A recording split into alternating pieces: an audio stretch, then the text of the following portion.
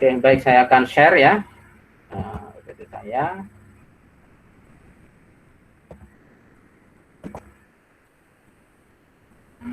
Ya, semoga bisa kelihatan ya. Itunya ya. Kelihatan? Kelihatan, Pak. Oke. Kelihatan. Baik, di pertemuan kedua ini kita akan mengulas tentang elemen desain ya.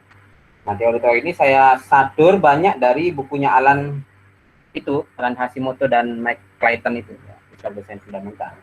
Tapi beberapa ada yang saya sesuaikan dengan kebutuhan kita ya, terutama di games ya, di ya multimedia kreatif lah secara umum ya. Jadi di bab ini saya akan jelaskan tentang elemen-elemen desain yang menjadi bagian dasar dalam desain ya, dalam menata seni visual. Dan di bab ini juga akan digunakan bagaimana cara memahami desain yang baik dan memahami teknik dasar dalam menyusun satu desain ya. Kalau dulu di kuliah menggambar, sebenarnya saya sudah kasihkan 2 materi terakhir ya tentang apa itu warna dan juga dasar konsep desain ya. Apa ya tepatnya ya mata ininya ya, apa namanya babnya ya, saya lupa. Yang jelas tentang konsep desain. Di situ Anda sudah pernah saya ajari tentang dari Fibonacci ya, terus apa namanya golden ratio, kemudian beberapa juga konsep desain lainnya ya. Nah, mungkin itu bisa kita lanjutkan di sini ya, diskusi itu untuk menambah pengkayaan tentang konsep desain ya. Oke, nah tujuannya kita akan memberikan pengetahuan tentang elemen-elemen. Sebelum nanti kita masuk ke konsep desain, kita harus tahu dulu elemen-elemen ini. Kemudian yang kedua adalah kita paham tentang bagaimana menyusun dan mengkombinasikan elemen itu ya. Nah, sebenarnya apa itu elemen ya? Kira-kira ada yang menjawab nggak apa elemen itu? Secara harfiah ya, apa elemen?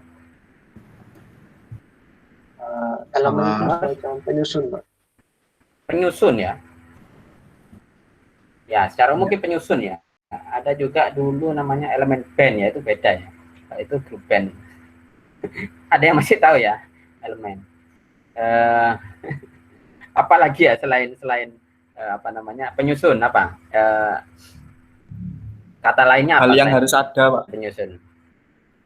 Hal yang harus ada ya. Elemen rumah itu ada brick, ada apa namanya bata gitu ya. Ada semen dan seterusnya ya. Oke. Nah, kalau ya itu mungkin secara itu ya, jadi bagian atau penyusun dan seterusnya. Nah, kalau di dalam desain ibaratkan satu burger itu, nah, burger itu adalah komposisi ya, komposisi desain. Nah, elemennya itu ya barang-barang di bawahnya itu, gradiennya itu ya. Jadi di situ ada tomat, ada apa namanya wijen, ada roti, ada wortel nggak ada ya, apa dia cheese, ya ada daging, bawang dan seterusnya. Itu ada elemennya ya. Elemen itu kemudian dibuat dalam satu bentuk, dicampur gitu sehingga menjadi satu komposisi tertentu. Kalau di sini dalam hal ini adalah burger. Nah, komposisi yang baik itu mesti pasti akan tergantung terhadap penyusunnya, terhadap elemennya. Ya. Yang baik itu akan membuat satu komposisi yang baik. Kira-kira iya enggak? Kalau saya katakan begitu. Elemen-elemen kalau elemennya itu baik semua, misalkan ya terdiri dari barang yang bagus dan sebagainya, apakah komposisinya mesti akan menjadi bagus kira-kira? Iya, Pak. Iya, Pak. Ya. Kalau penyusun elemennya kira-kira tidak tahu gitu ya, artinya Anda misalkan dalam hal ini Anda bukan seorang koki gitu ya. Elemennya bagus gitu ya semuanya ya. Ya bisa iya bisa enggak ya sebenarnya ya.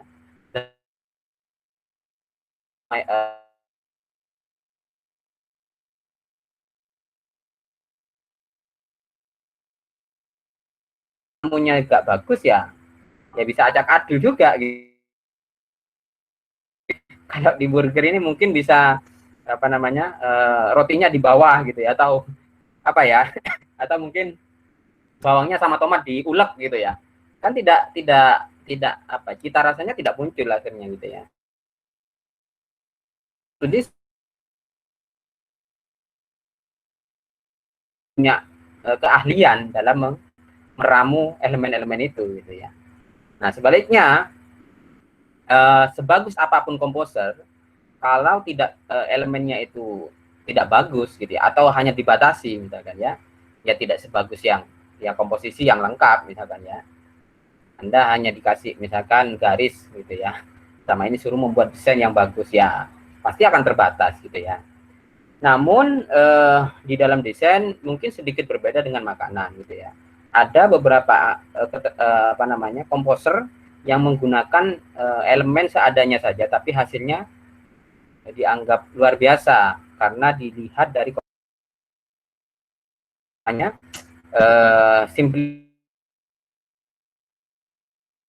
sederhanaan ya. Jadi tidak mesti komposisinya banyak semua dicampur. Itu jadi kuncinya komposernya untuk membuat satu komposisi itu. Elemennya ya juga harus bagus gitu ya. Itu kira-kira kalau kita adopsi kata elemen itu terhadap satu makanan burger ini ya. Oke. Lanjut dulu ya. Nah, di dalam desain itu elemen-elemennya itu ya, jadi ada garis, line, kemudian bentuk ya atau shape ya. Sebenarnya bentuk bangun datar ya. Saya terjemahkan jadi bentuk lah paling gampang, shape ya. Jadi kan bukan ada shape, ada form ya. Kalau form ya bahasa Indonesia juga bentuk, tapi form itu bentuk yang ada ada sisi ininya 3D-nya ya, bentuk 3 dimensi. Kalau shape itu ya bentuk bangun datar ya. Kemudian negative shape ya, bentuk negatif. Kemudian volume di sini ya, volume. Kemudian gelap terang atau value ya. Kemudian color dan tekstur ya. Nah, itu adalah elemen-elemen desain yang ada di dalam seni visual. Ya, jadi kalau ibaratkan tadi ini adalah gradien dari satu komposisi. Bisa garis dulu, bentuk dulu, volume, gelap terang, ya, dan seterusnya. Nah, elemen ini bisa digunakan dengan mengkombinasikan satu sama lain. Jadi garis dicampur dengan volume atau garis membuat sebuah bentuk tertentu dan seterusnya ya. Dan diekspresikan bersama dalam satu karya ataupun terpisah ya. Dalam satu karya bisa, atau dalam karya terpisah juga bisa ya. Nah, untuk membuat sebuah keserasian dalam mengekspresikan seni visual ini, elemen-elemen tersebut harusnya bisa dimunculkan dalam satu ritme yang bagus, dalam satu komposisi dan arrangement yang bagus gitu ya. Jadi garisnya seperti apa. Jadi sebenarnya membuat karya desain itu tidak mesti melulu dibutuhkan banyak elemen gitu ya, sama dengan tadi burger gitu ya. Bisa jadi hanya dengan satu atau dua elemen saja, kalau komposernya bagus ya bisa jadi komposisinya juga akan bagus gitu ya. Jadi itu yang penting bagaimana menyatukan mengharmonikan ritme daripada elemen yang kita gunakan itu saja gitu ya, sehingga seakan-akan elemen itu punya keterkaitan, unity gitu ya, punya kesamaan satu sama lainnya ya, baik garis dengan bentuk, dengan warnanya dan seterusnya. Nah, seorang desainer itu dapat menggunakan beberapa prinsip atau cara ya, untuk menciptakan satu karya menarik dari perpaduan elemen-elemen tersebut. Itu kira-kira elemen ya. Jadi bisa kita menggunakan satu elemen saja atau bisa kita komposisikan dengan hal lain. Tapi sekali lagi belum tentu ya, semakin banyak elemen itu karya kita akan semakin bagus. Bisa jadi dengan 1-2 elemen saja, asalkan komposernya itu punya kreativitas yang bagus dalam mengkomposisi satu komposisi gitu ya, maka dia akan menjadi sesuatu yang mahal gitu ya. Jadi itu. Oke, kita bicara dulu dari elemen yang paling dasar yang bernama garis di situ ya. Nah, garis itu ada elemen yang sangat dasar di antara yang lainnya ya. Karena kita membuat shape, membuat apapun biasanya diawali dengan garis. Ya, coba bayangkan tidak ada garis ya dalam membuat satu gambar ya, bisa jadi terutama untuk memula itu akan kesulitan ya, sangat kesulitan. Anda menggambar storyboard misalkan, nggak pakai oretan, langsung Anda pakai warna gitu ya, pakai kuas gitu ya, pasti akan sulit ya. Nah, oleh karena itu garis itu sangat menentukan dari karya yang kita buat gitu ya. Karena ini adalah apa namanya ya, dasar ya, outline dari satu bentuk yang akan kita buat ya. Nah, garis itu tercipta dengan memindahkan satu titik dengan titik lainnya ya. Kalau Anda di pemrograman misalkan sering membuat garis datar misalkan ya, apa yang Anda lakukan biasanya?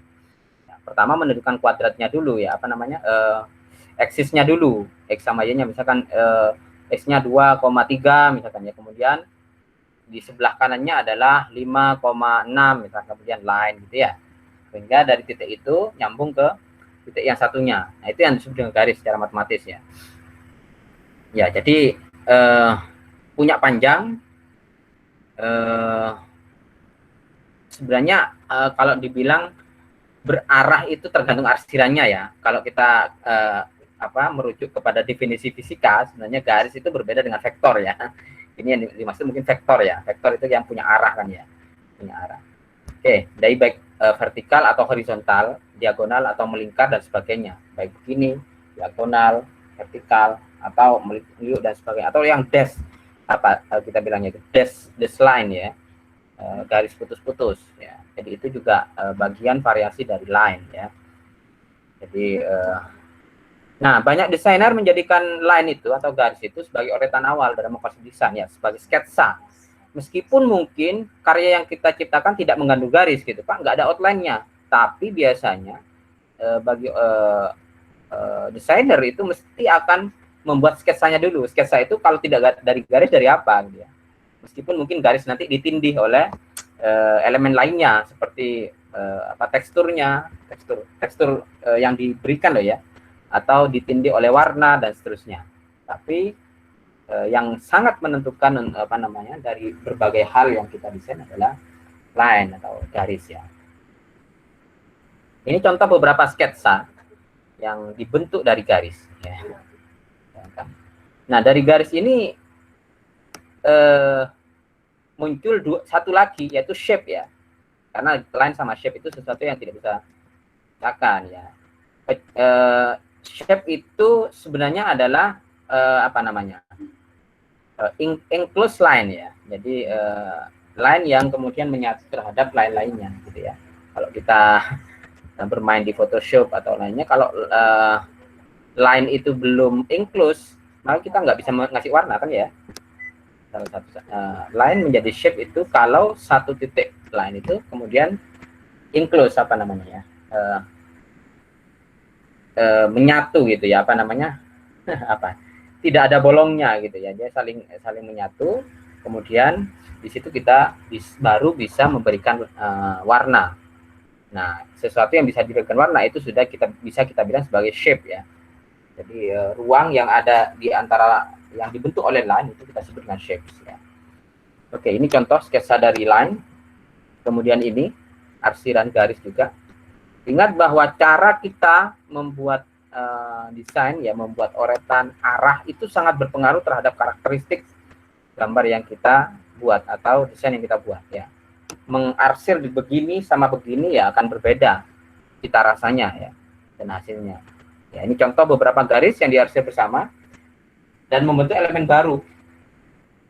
Jadi line itu bisa berupa shapes, berubah menjadi shapes ya. Kemudian juga bisa menjelma menjadi value, gelap terang gitu ya. Bisa menjelma jadi apa lagi? Tekstur mungkin ya dan sebagainya. Ya, tapi semuanya itu berawal dari garis ya. Jadi ya, arah garis, kemudian karakter garis, tebal tipis, pressure-nya itu sangat menentukan bagaimana satu karya desain itu bisa tergambar ya dari bentuk yang kita buat. Nah, ini ya pengaruhnya ada garis. Jadi dari segi arahnya, bahwa garis itu mempunyai arah dari berbagai macam, bisa vertikal, horizontal seperti yang tadi ya, atau perpaduan dari itu. Nah, arah garis ini seringkali dibuat sebagai dasar dalam membangun satu karakteristik. Seperti kita membuat ini ya tadi ya. Bayangkan kalau kita membuat membuat tekstur ini ya dari atas ke bawah, kemudian aslinya ini dari atas ke bawah Dari atas ke bawah apa bawah ke atas ini kira-kira? Halo? Atas ke bawah mungkin Pak. Atas ke Atas ke bawah. bawah mungkin ya. Atas ke bawah, Pak. Ya. Kalau kita ganti itu dari bawah ke atas itu karakternya akan berbeda ya hasilnya. Atau apalagi diganti misalkan Anda ngoreknya begini. Nah, gitu ya. Jadi akan berubah gitu ya. Nah, makanya ini dikatakan bahwa arah garis itu bisa menciptakan satu kesan pergerakan karena oretannya itu gitu ya. Berbeda arah oretan meskipun sini ke sini dengan sini ke sini kan beda ya. Beda apa namanya? Selain dari pressure-nya kita beda dan juga karakternya akan berbeda gitu ya. Biasanya kan kalau kita mencari ke sini yang apa namanya titik yang terpressure paling banyak kan di sebelah kiri ya, kanan atau kecil. Nah, oleh karena itu kesannya akan berbeda ya. Nah, di sini jadi apa ini ya? Jadi yang cerita dari struktur dan peletakan elemen desain dalam sebuah komposisi karya visual. Nah, kesan gambar gestur atau gestur itu beda dengan gambar ya. Gestur itu adalah gambar yang akan bergerak. Kita dulu gestur ya di bab 2 di menggambar. Nah, hal tersebut sangat bergantung terhadap pola yang kita bentuk. Misalnya gambar yang punya pola garis lurus ke bawah, itu kesannya biasanya stabil gitu ya, atau kuat. Kalau gambarnya begini, horizontal apa? Bergerak ya. Makanya kemudian beberapa logo itu yang biasanya berhubungan dengan satu kecepatan itu biasanya dibuat miring ya. Apa contohnya kira-kira? Flash ya, logonya Flash ya. Flash movie, apa lagi? Ada yang tahu? Sonic, Pak. Sonic? Sonic. Hah? Sonic kayak apa logonya? Masa miring? Saya kira enggak ya. Atau yang logo-logo The Movie, Pak, yang The Movie. Oh ya, The Movie ya. Iya, oke. Ya, seperti itu ya. Pertamina enggak ya? Apa ya? Fastron kalau enggak salah ya, yang logo perusahaan lah ya. Fastron itu kayaknya miring ya. Jadi itu mengesankan sesuatu yang cepat. Nah, jadi arsiran itu sangat pengaruh terhadap pembawaan desain yang kita lakukan gitu ya. Beberapa logo misalkan di TS itu logonya fisika itu ya, yang 110 itu kan dibuat, atau elektro enggak ya gitu. Kalau di Pens apa ya yang miringnya nggak ada kelihatannya ya. Gentek juga kokoh gitu ya. Ya, itu beberapa kesan dari satu pola garis yang kita bentuk ya. Nah, gambar tugu misalkan bambu runcing Surabaya yang di jalan apa itu? Yang depannya delta itu ya, delta lurus itu. Nah, itu atau gedung pencakar langit ya yang memang didesain tegak begitu. Nah, pola tersebut itu akan memberikan kesan kokoh. Nah, berbeda dengan gambar pertandingan lari cepat atau balapan misalnya. Biasanya badan atlet itu agak dimiring-miringkan gitu ya, didiagonalkan gitu ya. Nah, itu pola diagonal itu akan mengkomunikasikan kesan ada aksi di situ meskipun mungkin objeknya diam gitu ya. Nah, yang ketiga adalah pola garis horizontal yang datar. Itu kesannya adalah gambarnya stabil. Misalkan ini ya. Sebelah kanan itu adalah bambu runcing yang tubuh pahlawan itu ya. Itu memang kokoh. Coba bayangkan bambu runcing itu dibuat piat-piat begini ya. Ini dikira dolanan ya. Kemudian yang sebelah bawahnya kenapa orang itu memotret atau mengambil sesuatu yang balapan kuda pada saat dia melompat? Karena memang meskipun gambar itu diam, tapi di situ ada nilai gestur yang bergerak di situ cepat ya. Kemudian yang paling bawah adalah gambar horizontal. Ya. Itu kesannya adalah stabil, tenang dan seterusnya ya. Jadi ini pola-pola garis. Nah, ini berlaku bagi Anda kalau Anda pencinta fotografi ya, atau fotografi terutama ya, itu sangat berpengaruh dari gambar yang Anda tangkap, dari kesan-kesan itu ya. Oke. Kemudian yang kedua dari elemen yang ada itu adalah shape atau bentuk bangun datar. Nah, bentuk bangun datar ini adalah elemen desain yang punya panjang dan lebar ya. Atau dalam kata lain ini adalah poligon yang punya ruang 2 dimensi ya. Luas gitu ya. Baik segitiga, kemudian segi 4, pentagon, lingkaran dan seterusnya ya. Nah, shape itu adalah tanda dasar yang pertama yang kita kenali ketika melihat suatu benda ya. Ya enggak? Kita misalkan melihat layang-layang gitu ya. Apa shape ya layang-layang? Kita melihat teman kita misalkan si A gitu ya. Dia itu tinggi gitu ya. Apa yang kita bayangkan? Satu shape apa dari teman kita yang kita bayangkan? Ya, mungkin persegi panjang gitu ya ke atas ya. Dan seterusnya. Nah, fokus utama ketika melihat objek adalah bentuk dan baru setelah itu si pengamat akan melihat sesuatu yang lainnya, warnanya, value-nya. Tapi menurut buku ini, sesuatu yang sangat efektif dalam komunikasi itu adalah shape, bentuk gitu ya. Kalau bentuknya itu mudah dikenali, meskipun dia tidak pakai value, tidak pakai tekstur, orang akan kenal. Contohnya apa? Misalkan, sesuatu yang orang kenal itu karena shape-nya, karena bentuknya. Hah? Stickman. Pac-Man? Apa itu? Oh, Pac-Man. Ya, boleh lah. Dia bentuk bunder ya. Atau mungkin sumo misalkan, apa namanya? Pertarungan sumo itu di Jepang gitu ya. Orang itu lebih identik dengan bulat. Meskipun Anda misalkan bulat sama maaf bokongnya gitu ya. Meskipun Anda buat sejelek apapun, yang penting Anda sudah buat bunder sama bokongnya yang kayak gitu, orang tahu bahwa itu adalah olahraga sumo gitu ya. Dan seterusnya, hal-hal lain. Baru setelah itu orang akan mendefinisikan lebih jauh, teksturnya seperti apa, value-nya seperti apa, warnanya seperti apa, baru dan lainnya sebagainya. Namun fokus utama orang ketika melihat objek menurut risetnya si Alan ini adalah shape-nya. Oleh karena itu ketika Anda membuat sesuatu, pertama yang harus Anda pikirkan adalah shape-nya. Ya, baik membuat karakter dan sebagainya. Kalau Anda membuat membuat karakter yang kokoh gitu ya, pastikan dia tegak gitu ya badannya. Kalau dia contohnya begitu ya, atau hal-hal lainnya yang merupakan tanda-tanda dari kokoh. Kalau Anda mau membuat satu karakter atau visual apapun lah ya yang ingin diekspresikan menjadi seorang yang tenang, maka dianya harus datar ya mungkin ya. Atau hal-hal psikologis lain apa yang kemudian membuat satu objek itu datar gitu ya. Misalkan kita objek yang sederhana, misalkan film kartun, mau PAL, mau Shinchan, mau Maroko misalkan ya, itu kan bentuknya gitu-gitu doang ya. Tapi kenapa kita kemudian bisa mengenai bahwa dia itu anak TK gitu ya, anak yang usil dan sebagainya. Kira-kira apanya ya? Ya bentuknya itu yang lucu gitu ya. Mungkin identik dengan kalau Shinchan gitu kan bulat gitu ya.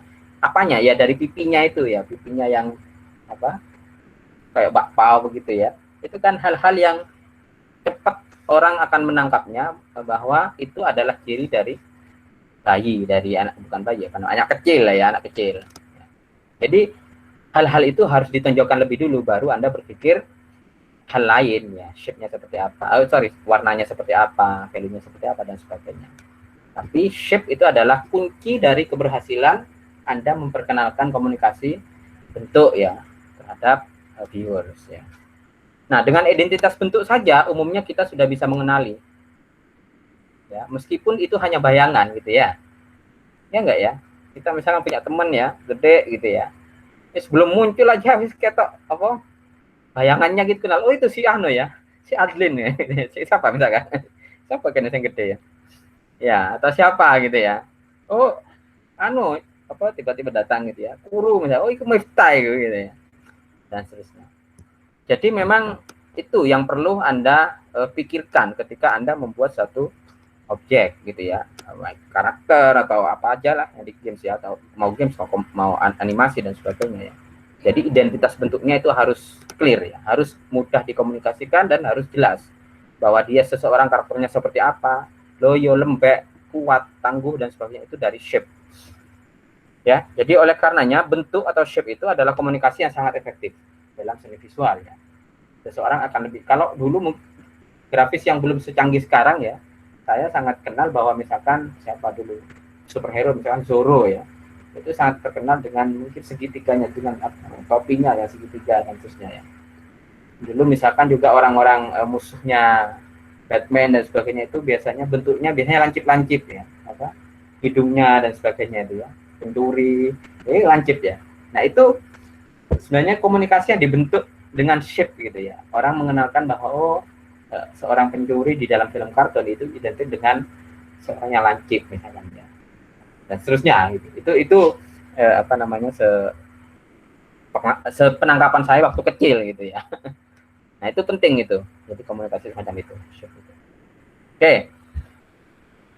Nah desainer bisa dikatakan sukses ketika membuat satu karya ya, ketika mengkomunikasikan satu karyanya dalam bentuk yang unik, efisien dan simple, itu kata kuncinya ya, dan mampu menarik perhatian secara cepat karya visualnya.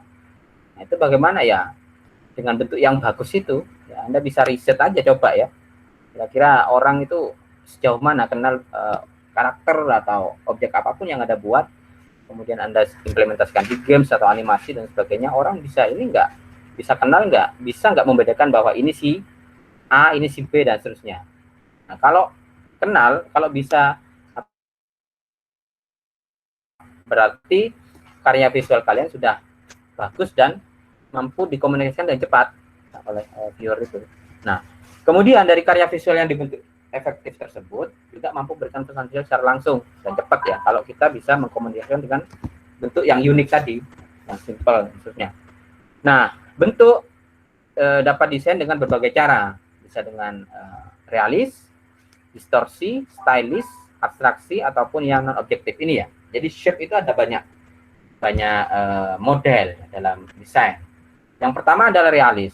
Nah objek realis ini itu sesuai dengan proporsi gitu ya. Ketika misalnya kita menggambar alam, menggambar rumah dan sebagainya, harus disesuaikan dengan proporsi. Kalau tangan itu segini, maka seharusnya panjangnya ini, kepala itu seberapanya gitu ya. Kita sudah belajar itu dulu di gambar gitu ya. Kaki itu seberapanya panjangnya kepala dan seterusnya ya. Itu harus clear di situ. Harus real ya. Jadi kalau itu meja besarnya segitu, maka mangkok ya segitu saja dimensinya. Nah, semua hal yang ada dalam desain realis itu harus merupakan replika atau bisa dipertanggungjawabkan sesuai dengan keadaan di alam nyata gitu ya. Harus mengikuti keadaan alami ya, nggak boleh dulu-dulukan gitu ya. Nggak boleh Anda menggambar pakai model fish A gitu ya, nggak boleh. Jadi harus mata normal dan sesuai proporsinya. Ya, semua yang ada di gambar kita itu berlaku hukum alami. Ya, tidak ada manipulasi di situ. Nah, bentuk realis ini ya, seperti gambar di sebelah kanan itu biasanya digunakan untuk komunikasi terhadap orang banyak, komunikasi massa. Sehingga orang itu tidak perlu berpikir lagi itu apa maksudnya gitu ya. Itu sudah bisa kita temui di sehari-hari. Jadi kalau Anda mau mengkomunikasikan sesuatu, baik karya desain, games atau apa, dan pingin cepat sampai untuk orang banyak, maka sebaiknya Anda pakai bentuk realis gitu ya. Jadi model macam-macam susah nanti ya, karena kalau yang imajiner macam-macam yo tidak semua orang bisa menjangkau ya, hanya mungkin kalangan tertentu saja, apalagi abstrak gitu ya, Anda oret-oret gitu ya. Mungkin hanya orang-orang kayak Miftah dan kawan-kawannya itu yang ngerti gitu ya. Oke. Nah, bentuk ini digunakan agar visual itu bisa cepat dipahami, mudah dipahami ya, bukan cepat, mudah dipahami dan komunikasi secara orang luas. Distorsi. Nah, bentuk distorsi ini bentuk yang dimanipulasi dari ukurannya, dari proporsi aslinya. Ya. Nah, tujuannya manipulasi ini, ya, itu untuk memberikan penekanan terhadap bentuk natural. Tujuannya untuk mengekspresikan bagian tertentu dengan mengutamakan rasa atau ide yang ditonjolkan dalam satu karya visualnya. Jadi dengan manipulasi ini bentuk yang didistorsi, dirubah gitu ya, harus tapi perubahan itu harus tetap dikenali gitu ya. Misalkan yang bawah itu si Idaho itu ya, orang dengan bokong yang besar gitu ya, enggak seperti yang katakan sumo tadi saya. Dan seterusnya, itu kan nggak mungkin di alam nyata kayak ada kayak gitu ya. Itu adalah model distorsi. Jadi baik tujuannya itu untuk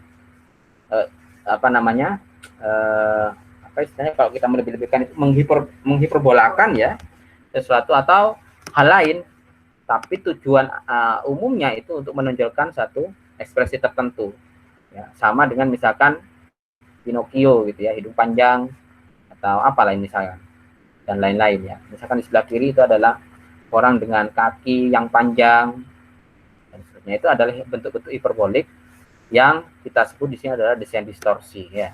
Jadi tapi ingat, membuat suatu desain distorsi tidak boleh berlebihan sehingga sampai tidak dikenali. Misalkan kakinya sampai panjang atau bentuknya itu sampai apa ya, bulat begini sampai orangnya nggak dikenali bahwa itu adalah untuk bokongnya orang itu misalkan ya.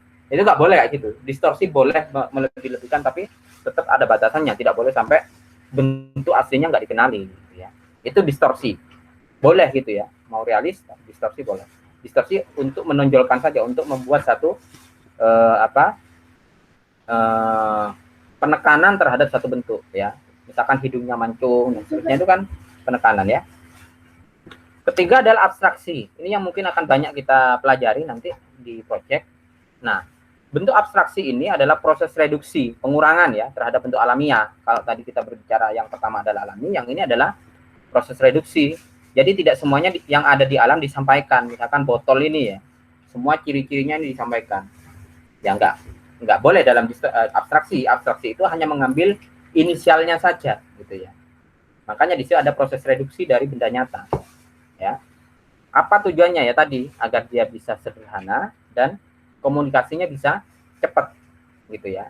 Tapi bukan komunikasi massal ya, beda ya. Kalau komunikasi massa itu adalah komunikasi yang bisa mampu dipahami sebagian orang. Tapi kalau abstraksi ini adalah untuk komunikasi yang cepat. Artinya bisa ditangkap dengan cepat. Ya, meskipun mungkin pemahamannya bagi sebagian orang lama. Misalkan RMI itu orang ya dengan titik-titik apa maksudnya gitu ya. Nah, kalau kita yang bagi satu kalangan tertentu ngerti bahwa itu adalah kumpulan dari orang-orang gitu ya. Misalkan apalagi itu global organik yang sebelah kanan itu bawah, sebelah kiri bawah itu. Apa maksudnya? Kalau Anda tangkap apa? Di situ ada daun, ada globe juga. Kemudian globe-nya itu dibuat hanya garis-garis begitu, daunnya juga menyatu terhadap globe-nya itu. Artinya apa di situ? Ya.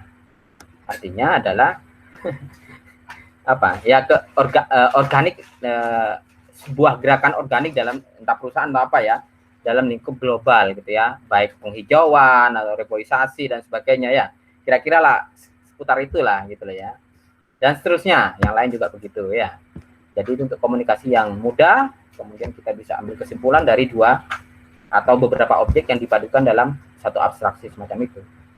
Nah, ini untuk abstraksi, bentuk abstraksi ini banyak digunakan pada simbol atau logo dagang ya, atau bentuk-bentuk komersil lainnya, dan seringkali menggunakan teknik abstraksi ini, misalkan Toyota misalnya yang Anda tahu ya.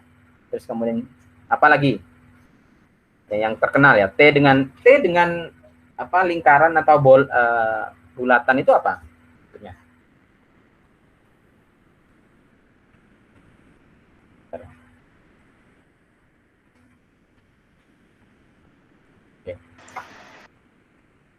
Ya, T dengan apa? Biasanya kalau Anda sering lihat iklan Toyota enggak biasanya? Iya, Pak.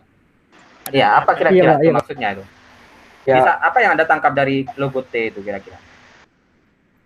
saya pernah lihat Namanya, Pak. ada Hah? Toyota itu kan T kan? Set begini Iya. sama yang Iya, Pak. gini ya. Nah, kira-kira apa maksud dari satu perusahaan itu membuat T dengan lingkaran? Kira apa yang mau disampaikan? Mungkin T itu inisial, Pak. Terus bundaran itu kan karena dia kendaraan kan ada ban gitu, Pak. Mungkin, Pak. Jadi Oke. Toyota bergeraknya di industri motor gitu. Ya, oke. Tadi lainnya apa? Mungkin ini Mbak, kenapa kok T-nya dibikin kayak bentukan buletan-buletan gitu, maksudnya karena dia selalu bisa jalan gitu Pak, jalannya Ya. lama gitu. Iya, begitu. Jadi kok tidak dibuat Pak, dibuat apa namanya, diambilkan roda Toyota yang sebenarnya gitu ya, ada bannya dan sebagainya, kemudian dibuat. Ya terlalu ribet. Itu artinya komunikasinya nggak cepat gitu ya. Memang komunikasi abstraksi itu kadang-kadang bukan cepat ya, simple dan mampu menyampaikan berbagai perspektif, itu namanya ya, abstraksi itu tujuannya di situ. Jadi ya tadi yang Anda katakan itu bahwa Toyota itu mau mengkomunikasikan bahwa ya T itu ada brand mark brandnya dia T Toyota, tapi T itu dibuat dari satu bundaran itu yang menandakan adalah sesuatu yang bergerak, roda ya, roda yang bergerak dengan cepat dan seterusnya.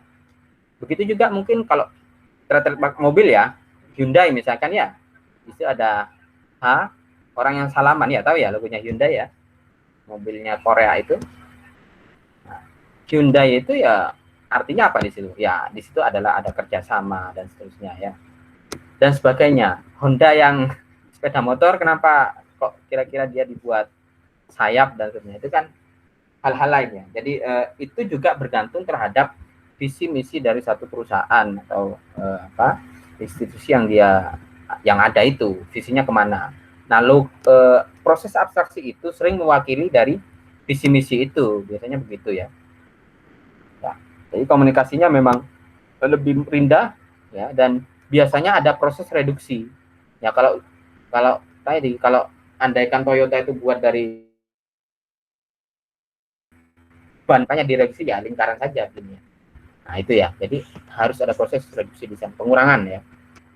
Tujuannya tadi untuk bentuk abstraksi itu agar informasi mudah dikomunikasikan dan tersampaikan secara maksimal dari seluruh visi misinya itu, cepat dan langsung menggunakan susunan bentuk yang semaksimal mungkin. Ya kayak tadi, ini global organik ini ya, antara daun dan juga peta dunia. Tapi dunia itu nggak usah dibentuk petanya Indonesia, Amerika dan sebagainya, cukup kayak garis-garis, orang sudah paham bahwa itu adalah globe ya, dan sebelah tengahnya adalah daun gitu ya. Oke, dan seterusnya. Ketiga adalah bentuk stylish. Tadi ada pertama bergaris, kedua adalah distorsi, ketiga adalah abstraksi, keempat ini adalah bentuk realis. Stylish. Nah, stylish itu pada hakikatnya ini adalah extended dari abstraksi gitu ya. Jadi tujuan dari bentuk ini, stylish ini adalah menjembatani bentuk abstraksi yang ingin menyampaikan komponen lebih realistis dengan informasi yang lebih meminimalisasi atau menekan proses abstraksi. Artinya adalah kalau proses abstraksi biasanya itu tidak menggunakan warna ya, tidak menggunakan satu tekstur, dia biasanya datar, kemudian simple ya karena banyak direduksi.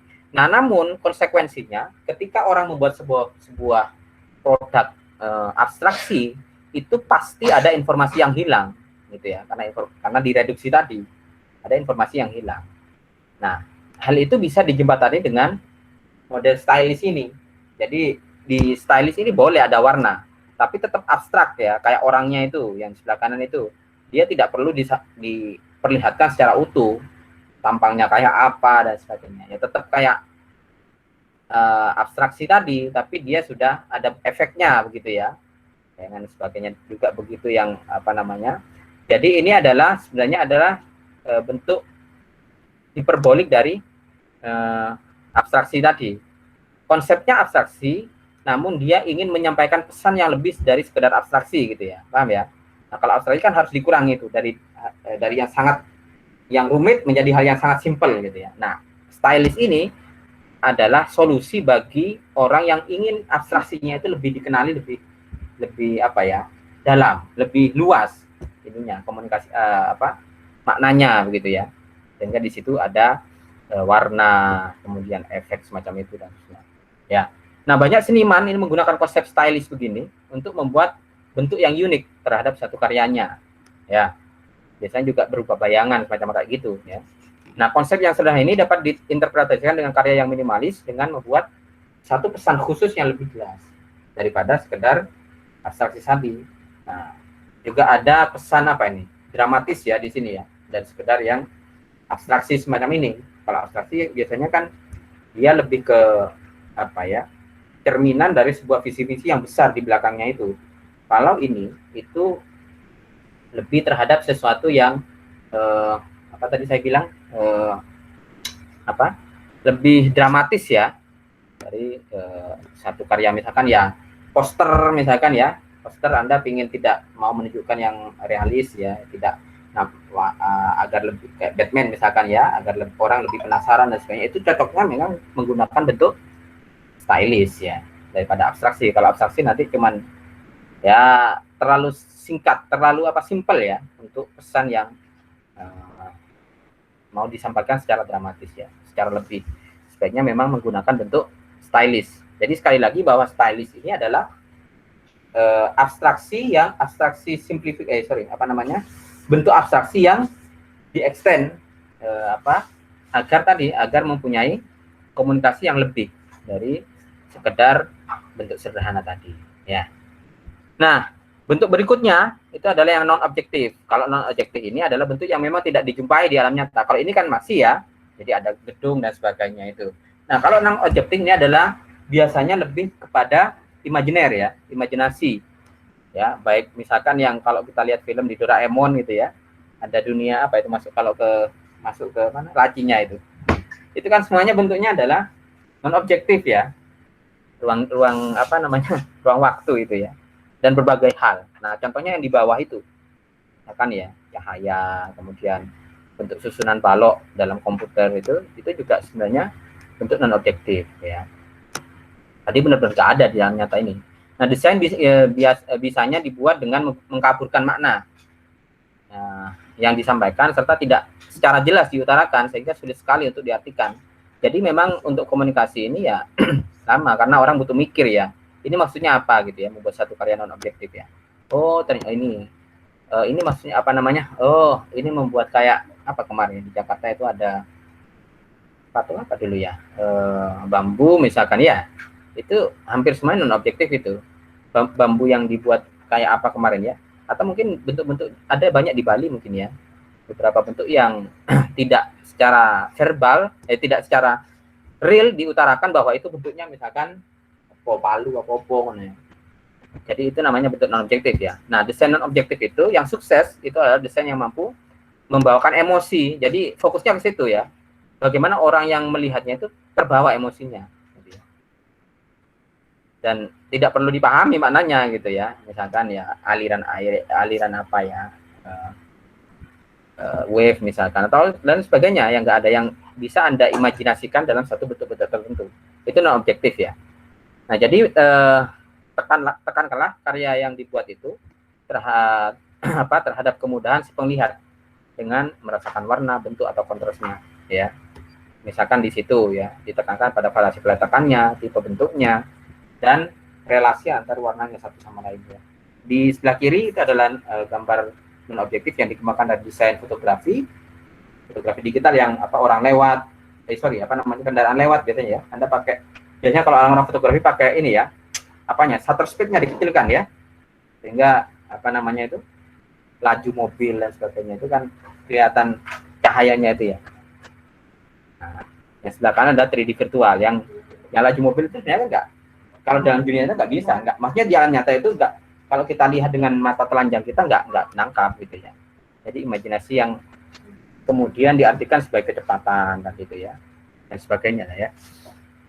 Nah, yang itu beberapa bentuk. Kemudian yang ini adalah bentuk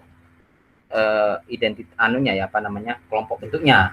Yang pertama adalah rektilinear, itu bentuk yang identik dengan sesuatu yang kokoh, yang terbentuk bujur sangkar atau desainnya tajam atau kaku ya. Nah, sering biasanya bentuk rektilinear ini sering merefleksikan satu bentuk yang non organik atau geometris ya. Jadi tidak ada yang di alam, tapi rata-rata adalah buatan seseorang ya. Baik itu gedung, kemudian mesin dan sebagainya ya. Nah, konsep ini memunculkan untuk menganalogikan bahwa kehidupan yang penuh dengan mekanis ya, atau isu-isu sosial, terutama isu sosial setelah revolusi industri kedua yang bangunan dan sebagainya, setelah ditemukannya uap itu pertama apa kedua ya? Pertama ya, baru setelah itu listrik ya. Oke, yang pertama ya, revolusi industri pertama ya. Jadi setelah ada bangunan, semuanya orang sesuatu bergerak dengan mekanis dan sebagainya. Nah, konsep ini biasanya juga dianalogkan sebagai konsep yang futuristik, konstruktif, konsep seni kubus dan sejenisnya. Itu konsep-konsep yang diusung dalam rangka menyambut dunia baru gitu ya, revolusi industri yang saya bilang tadi, dalam produksi massal barang-barang mekanis dan semuanya. Jadi kalau Anda mau mendemonstrasikan satu perangkat kecanggihan, ya, mekanis dan sebagainya, maka konsep yang harus Anda bawa adalah bentuk rektilinear, ya, jangan yang organik yang meliut-liut gitu ya. Kalau ada yang kecuali kalau Anda mau buat undangan misalkan ya, undangan itu dia kan harus yang sesuatu yang alamiah, yang organik ya, daun atau apa gitu ya. Nah, ini contoh ya, yang kurva linear. Tadi kalau yang non organik itu ada rektilinear, yang gambar-gambar mekanis atau pokok. Yang berikutnya adalah bentuk atau shape berupa kurva linear atau sesuatu yang melengkung gitu ya. Nah, kebanyakan ini memang untuk mengilustrasikan bentuk-bentuk yang alamiah, yang organik ya, tumbuhan dan sebagainya, kemudian dipadukan dengan orang, sehingga imajinasinya adalah di situ ya orang menyatu dengan alam misalkan di situ ya, dalam perspektif kita gitu ya. Jadi bentuk ini seringkali merefleksikan bentuk organik ya, seperti alam-alam yang ada di dunia nyata. Ya, apalagi misalkan selain bentuk daun ini, ya bentuk awan atau apa dan seterusnya ya, yang ada di alam nyata. Jadi sangat jauh dengan sesuatu yang bersifat mekanik. Oke, itu bentuk ya. Jadi kalau saya rangkum tadi, ada bentuk pertama, shape itu ada yang apa tadi, realis, kemudian distorsi, yang ketiga adalah abstraksi, yang keempat adalah apa tadi? Ada yang bantu saya? Hah? Stylish, kemudian non objektif, dan yang terakhir adalah yang kemudian adalah rektilinear, yang terakhir adalah kurva linear. Itu ya, ada 6 ya, ada 7 ya. Oke, itu bentuk. Jadi bisa Anda sesuaikan shape-nya, sesuai dengan kebutuhan desain yang kalian buat nanti. Kemudian yang ketiga adalah ruang negatif. Tadi ada line, kemudian shape, yang ini adalah negative shape ya, atau bentuk ruang negatif. Nah, dalam hal ini di buku ini itu dibedakan antara shape dengan negative shape ya. Negative shape itu dianggap sebagai elemen sendiri gitu ya. Oke, ruang negatif atau dalam desain itu adalah ruang kosong yang ada di sekitar objek. Ya, hubungan antara objek gambar dan ruang negatif itu seperti gambar yang sebelah kanan itu ya, gambar objeknya dengan backgroundnya gitu ya. Nah, kalau yang sebelah kanan itu mana kira-kira objeknya? Nah, itu jelas ya, objeknya adalah tumbuhan, backgroundnya adalah yang ya itu latar biru itu ya. Ya. Nah, dalam konsep bentuk non objektif, kategori bentuk positif dan negatif ini mungkin sering tidak berlaku ya, yang tidak ada di alam nyata, karena kita nggak bisa membayangkan ya tadi ya. Namun pada gambar realis, ya ini sangat dibutuhkan kejelasan mana sebenarnya bentuknya, mana backgroundnya gitu ya. Kalau yang non objektif ya susah gitu ya, dan dia sudah bercampur dan sifatnya imajiner gitu ya, imajinasi. Nah, jadi itu, ini jadi positif sama negatif itu hanya berlaku kepada bentuk-bentuk yang realis atau mungkin distorsi ya, yang masih bisa kita lihat di alam nyata. Jadi itu ya kira-kira. Nah, keempat adalah bentuk shape keempat itu adalah volume gitu ya. Nah, volume itu adalah bentuk yang merepresentasikan bentuk 3D yang punya kedalaman ya, panjang, lebar, dan kedalaman. Jadi dengan shape ya, kalau shape tidak ada deep-nya ya. Kalau volume baru dia ada deep-nya. Nah, bentuk ini bisa direpresentasikan dengan gambar 2D, tapi dia diarsir dengan satu shadow tertentu atau shading tertentu gitu ya, sehingga dia seakan-akan punya ruang ya. Kita akan melihat beda antara lingkaran dengan bola gitu ya, dari sisi apanya ya, dari sisi kita mengganti shadingnya itu gitu ya. Nah, sehingga gambar yang biasanya direpresentasikan berdasarkan observasi pada dunia nyata sebagaimana sudut pandang yang kita lakukan di sini, kita bisa implementasikan apa yang ada di dunia nyata kepada bentuk 2D ini gitu ya. Dari trio, kalau 2D kita lihat pandangnya bola misalkan, maka harus shadingnya di sini, kemudian kita implementasikan ke 2D, maka ya begitu juga seperti apa yang kita lihat di dunia nyata gitu ya. Kalau kita sinari di atas, maka yang sebelah bawah adalah gelap misalkan, karena dia terhalang oleh, kalau bola ya, bicara bola ini terhalang oleh sisi sininya. Nah, itu dituangkan terhadap bentuk gambar itu volume ya. Karena semua karyanya kan 2D ya di sini ya, dalam sudut pandang kita ya. Jadi Kelima adalah value atau gelap terang. Nah, elemen ini dibuat untuk merepresentasikan gambar yang ada dalam dunia nyata dan terkena cahaya. Bagian tadi ada gelap terangnya itu ya. Karena arah cahaya datang, maka di situ juga akan muncul gelap terang value ya. Arah cahayanya di sini, maka di sini biasanya terang, sebelahnya adalah agak gelap dan seterusnya. Ada gradasi semuanya itu karena adanya cahaya itu gitu ya. Sehingga ada value. Nah, keberadaan pencahayaan pada benda dalam dalam benda itu akan memberikan rasa gelap terang terhadap satu benda, yang memberikan kesan kemurnian terhadap kedalaman satu objek itu ya. Itu pun sebenarnya kalau kita berbicara tentang cahaya itu ada banyak ya. Mungkin sedikit nanti kita akan berbicara ya. Bagaimana kalau cahayanya satu dari depan, kalau dari belakang ada 2 point lighting dan sebagainya, itu kesannya akan macam-macam nanti ya. Dari meskipun hanya disorot oleh satu cahaya atau 2 cahaya itu ya, akan berbeda rasanya, rasanya. Ini itu akan kita bawakan nanti di beberapa bab lighting ya. Kemudian yang elemen ke-6 itu adalah warna. Ya, jadi jika kita menoleh pada konsep prisma fisika, maka warna ini adalah pembiasan dari satu prisma yang ada gitu ya. Jenis warna yang dihasilkan dari cahaya ini dipantulkan, itu disebut subtraktif. Nah, warna yang terbuat dari cahaya yang dipancarkan monitor komputer yang ada yang langsung ya, itu disebut sebagai aditif ya. Subtraktif ya kayak prisma itu dipancarkan ke berbagai arah, jadi Hibiniu itu ya. Nah, teori tentang warna itu akan ada sendiri nanti di belakang.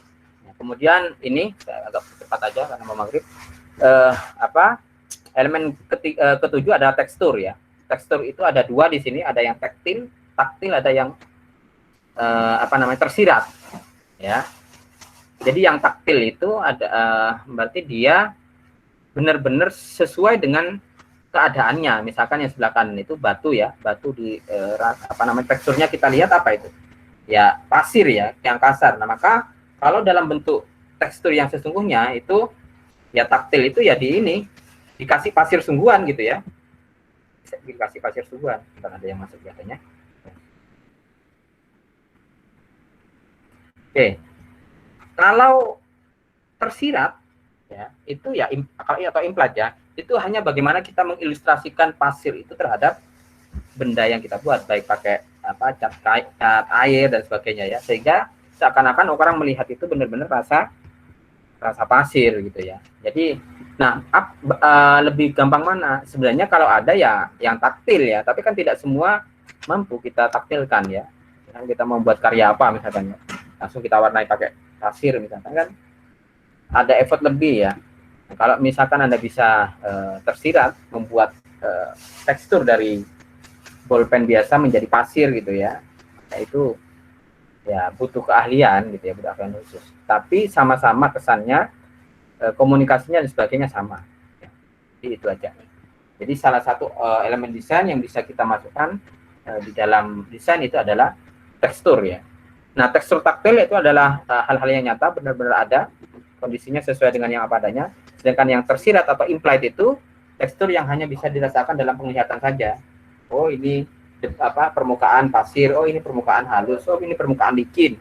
Jadi lebih ke hal-hal yang bersifat ilusi dalam desain. Gitu ya. Ini contohnya sebelah itu yang lukisan yang dibuat dari kanvas yang secara tersirat ya. Sisi kanan itu adalah visual bentuk keramik yang teksturnya nyata ya, yang kita sebut dengan taktil. Yang sebelah kanan ya itu bentuk keramik beneran, tapi yang sebelah kiri itu hal-hal yang implied ya.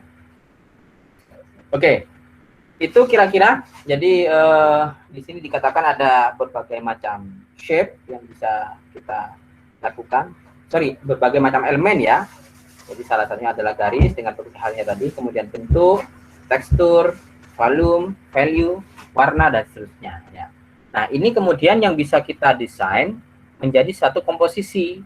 Nah, bagaimana meramunya mungkin kita akan sampaikan minggu depan terkait dengan prinsip desain ya, meramu tekstur dengan garis dengan shape yang realis tadi, meramu garis dengan shape yang misalkan stylish dan sebagainya. Nah, itu kita sebut dengan prinsip desain. Di bab berikutnya nanti akan kita diskusikan minggu depan. Baik, sampai sampai di sini ada yang mau ditanyakan terkait dengan elemen desain? Coba ini Anda nanti jawab ya, soal-soal di situ. Kira-kira apa? Ya, Anda coba rangkum saja, nanti di-upload ya di Google Google Classroom. Kita akan diskusikan minggu depan dan kemudian kita akan lanjutkan tentang prinsip desain ya. Baik, untuk elemen desain ini ada yang ditanyakan? Silakan. Nggak ada? Pak, halo. Halo ya. Ya, saya mau tanya, Pak. Ya. Untuk yang abstraksi tadi itu kan apa istilahnya kayak reduksi dari sebuah Objek. gambar ya objek. Nah, kalau saya mau tanya yang tadi logo itu, Pak. Kalau misalnya kayak Suzuki yang cuma S gitu doang, apakah termasuk abstraksi, Pak? Kalau Suzuki ya? Iya. Suzuki itu inisial. Suzuki bentuknya piye? S yang sesungguhnya Pak, itu kelihatannya font aja itu. Iya, cuma S gitu. Abstraksi ya bisa juga dikatakan dari abstraksi bentuk S, tapi pada hakikatnya tidak. Abstraksi itu sebenarnya lebih kepada objek yang direduksi sehingga menjadi bentuk yang sederhana. Kalau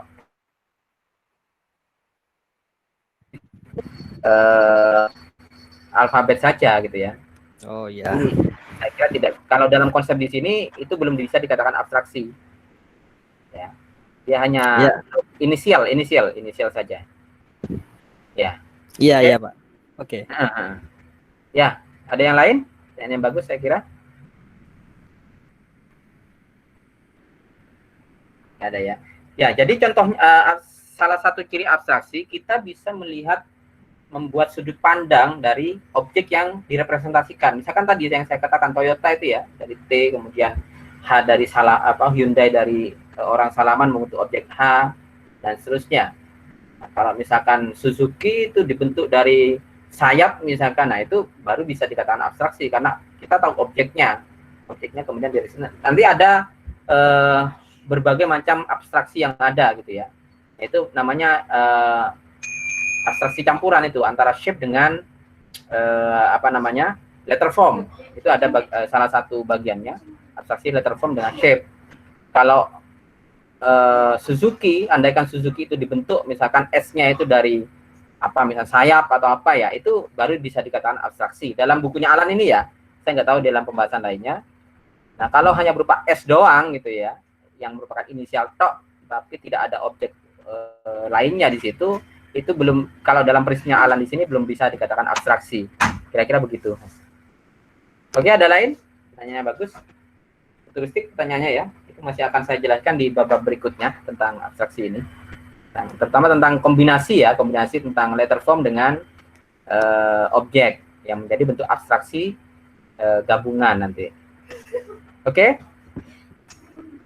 Ada lagi? Cukup? Pak. Cukup kita, ya silakan. Pak, kan minggu kemarin disuruh survei desain itu dikumpulin nggak ya Pak? Oh iya, iya dong. Saya lupa sampai ini belum tempat untuk apa enggak ya?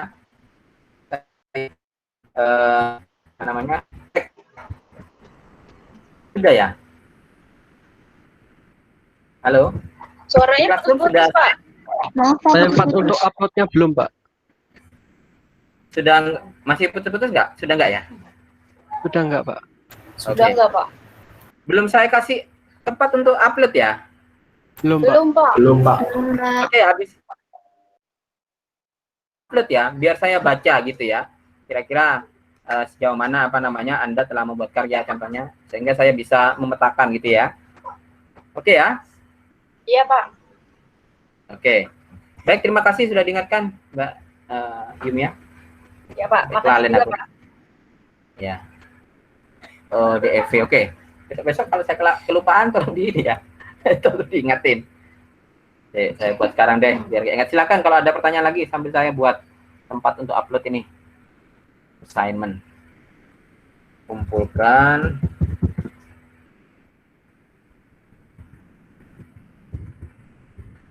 Survei ke teman. Oke. Ya. Ya. pertemuan 1. Oke, sudah. Silakan kalau mau upload ya. Di pertemuan 1 ya, kumpulkan desain yang sudah disurvei tadi. Kira-kira alasannya dan sebagainya nanti saya baca ya. Baik. Ada lagi pertanyaan? Cukup? Bisa dipahami ya tentang elemen desain ya. Minggu depan kita akan bicara tentang prinsip desain. Ya, Amos mau tanya apa? Gimana? Enggak? Enggak, Pak, enggak. Oh ya. Oke, kalau nggak ada hal yang ditanyakan, mungkin kalau masih direnungkan ya dari beberapa macam elemen desain tadi, boleh disimpan nanti didiskusikan minggu depan ya. Ketika kita akan berdiskusi tentang prinsip desain ya. Karena waktunya juga maghrib, ya terbatas. Kita akhiri ya pertemuan ini dulu. Pak, mohon maaf nyela, Pak. Kenapa? Ya, ya. Gimana? Untuk PPT-nya nanti di-share ke Google Class bisa, Pak? Iya, kan saya mesti share tiap pertemuan saya share. Yang kemarin kan sudah ya? Oh, sudah. Baik, Pak. Sudah join? Sudah join Classroom? Belum? Sudah ya? Ara ya? Oh iya. Ya, cek pasti setelah perkuliahan ini pasti saya upload di sana. Ya, pertemuan saya tinggal di-upload ya. Tinggal di-download ya kan. Baik, kalau nggak ada hal yang ditanyakan, karena waktunya menjelang maghrib, terima kasih atas keadaannya teman-teman. Semoga sehat selalu ya, yang paling penting. Dan kita ketemu minggu depan, soal di jam yang awal ya, yang jam 2 ya. Tadi karena sedikit geser. Terima kasih. Assalamualaikum warahmatullahi wabarakatuh. Waalaikumsalam warahmatullahi wabarakatuh. Nanti mungkin saya upload ini ya, ininya apa namanya hasil dari kuliah ini. Saya stop. Oke.